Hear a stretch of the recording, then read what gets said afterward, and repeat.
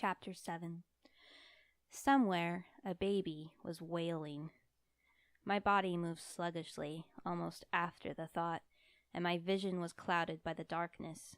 I could just make out the walls of the mansion's second floor, but the compassionate aching of my heart tugged me forward relentlessly.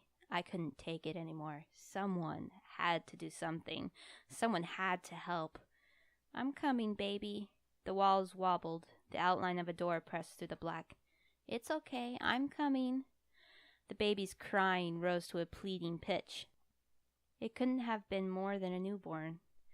I had heard such when helping my kind teacher with her own child while I lived with her. It still had that warbling sound that came when crying took the effort of one's entire body. A hand wrapped tight around my wrist. I had to swing my heavy head around to see who it was, and at first I thought I saw Naru. But then I blinked, and my vision cleared. His lips moved. "Don't."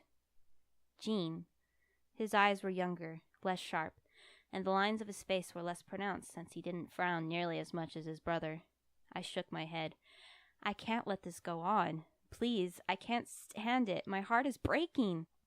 His own expression melted into one I knew would never grace Naru's face, pitying and empathetic. And I knew then that Gene felt every bit the same way I did. Still, he shook his head. "There's nothing you can do. Look this way." He tugged me forward, and as though a rug had been tugged out from beneath me, I tipped forward. My heavy arms wouldn't make it in time to catch me, and I thought for sure I was about to face-plant into Gene's shoes. But then, in a mind-bending switch, the fall stopped, and I was on my feet once more in a much brighter, clearer mansion. The 12 little boxes still stood in their rows, and the patch of Ayako's blood gleamed such a bright red I could have mistook it for a mess of ketchup or melted crayon. Gene kept his grip on my wrist as he pointed towards the base, and as I followed his finger, the walls cleared. Instead of the usual furniture and monitors, my view was blocked by the brilliant shine of symbols I couldn't quite make out. "There's a barrier against the dead set within those walls. That's why you and Noel didn't hear the cries the night you slept there." "I guess that means you haven't been able to get in there either, huh?" He gave me a soft, somewhat wan smile that faded far quicker than normal. His arm swept before my view once more, this time pointing to the opposite end of the mansion.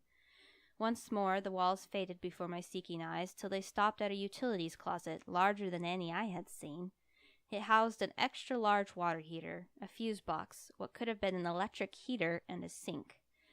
But unlike the rest of the brightened, almost cartoon-colored house, this room appeared dark, solemnly colored, and blurred. I rubbed my eyes hard and looked again, but it made no difference. More of the same symbols were here as well, but smaller, in such a dark red I could barely make them out. An especially large one, something like Sanskrit, took up the majority of the floor. "Do you see the foxfire?" At first I didn't. All I could see was the dingy, dark closet. But then, against the ugly, bland turquoise of the heater, I could see the wavering edges of what looked to be a violet-blue fire simmering in the corner next to the sink. It burned as thought through a slow-motion film. "Best you stay away from that unless you have protection." "Oh, and Mai?"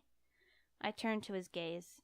In that moment a Naru-like smirk spread across his features, and he became completely identical to his twin. "Remember, karma is a bitch."